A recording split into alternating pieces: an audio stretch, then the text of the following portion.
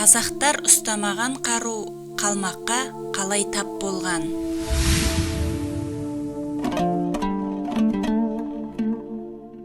Жоңғар хандығының әскері 18 ғасырдың бірінші ширегінде қуатты күшке айналғаны мәлім.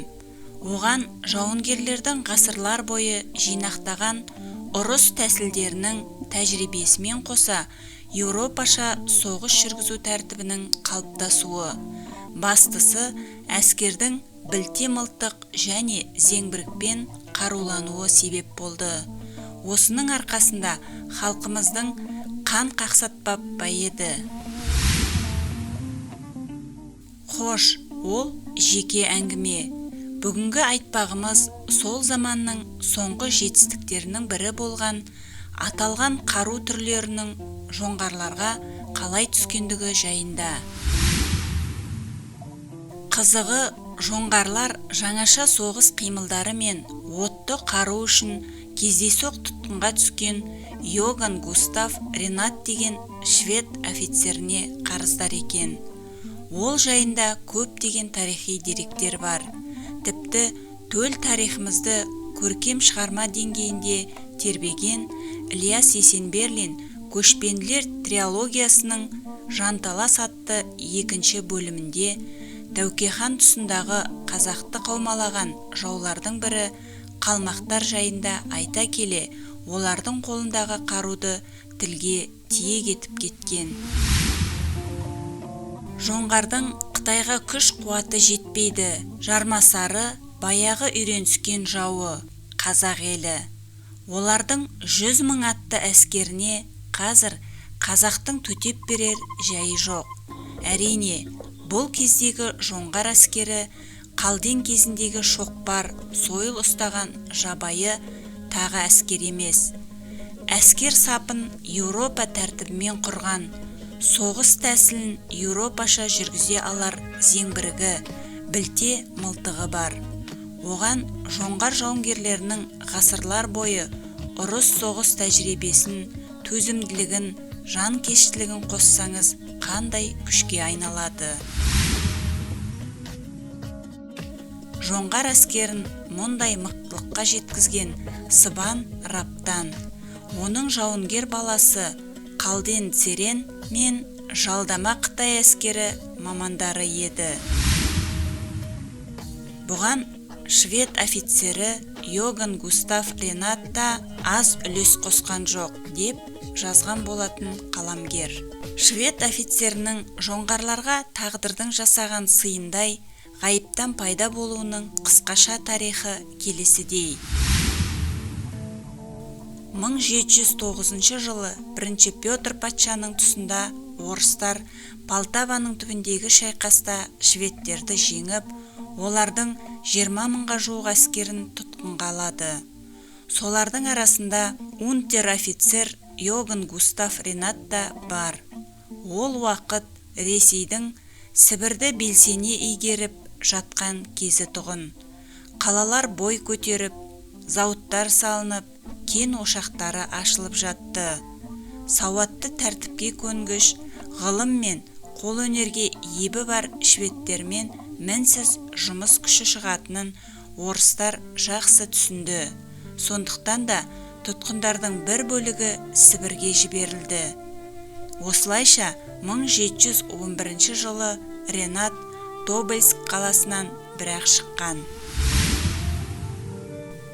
Ол кезде жоңғарларда отты қару болмағанымен, қонтайшылары Сыбан Раптан білте мылтық пен зеңбіректі қолға түсіруді көптен көксеген. 1716 жылы жоңғар жасағы Ертістің Керекуге жақын сағасында шабуылға тап болған Тобольсктан шыққан Бухгольск экспедициясына көмектесуге барған орыс тобын ұстап, адамдарын тұтқындайды.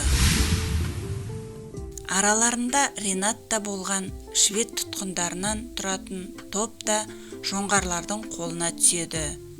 Жұмысқа жегілген тұтқындардың ішінде құрастырушылық қабілеті мен инженерлік білімінің арқасында Ренат көптің ішінен ерекшелене бастайды. Оны байқағандар жоңғар жасағының қонтайшысына хабарлайды.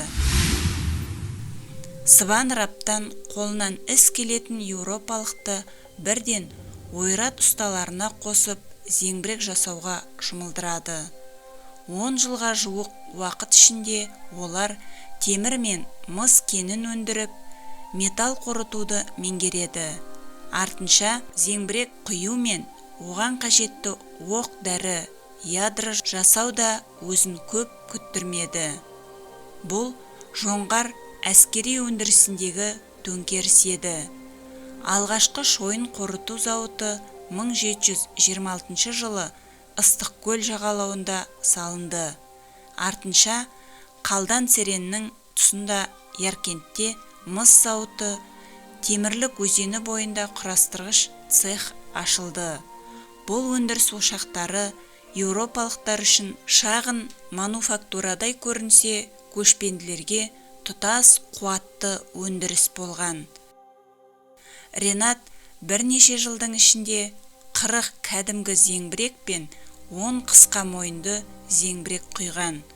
Ол жоңғарларға металл өндірісінің соңғы жетістіктерін үйретумен қатар, картография мен баспа ісінде білгенінше таныстырған. Тіпті нояндарға еуропалық әскери істен дәріс оқып, артиллериялық атудың нұсқаулығын басып берген дегенде деректер бар. Жоңғар картасын сызған да осы швед офицері. Ренаттың пайда болуымен бұрыннан қалыптасқан озық әскери жүйе инновациялық сипатқа ие болып толыға түсті.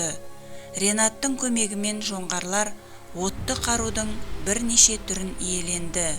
Салт аттылар, қысқа оқпанды винтовкалармен, жаяу жауынгерлер білтелі мылтықтармен, түйелі артиллерия зеңбіректермен қаруланды. Олардың жеңіл және қысқа мойынды екі түрі болды. Зеңбіректерді тасымалдауға түйелер пайдаланылды. Жоңғар қолында болған жылдары Ренат Сыбан Раптанға, кейіннен Қалдан Серенге өзін босату туралы бірнеше рет өтініш жасаған. Алайда зеңбірек жасау ісі толығымен аяқталып, ойрат ұсталары оны меңгеріп болмайынша Ренатты жіберу мүмкін емес еді. Тіпті отты қару қолдарына түскеннен кейін де шведтік өнертапқышты босатуға аса құлықты болмады.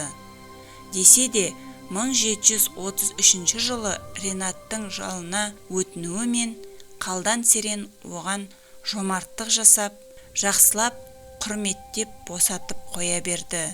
Артынша Ренат отанына оралып, сол жақта өмірінің соңына дейін ғұмыр кешкен.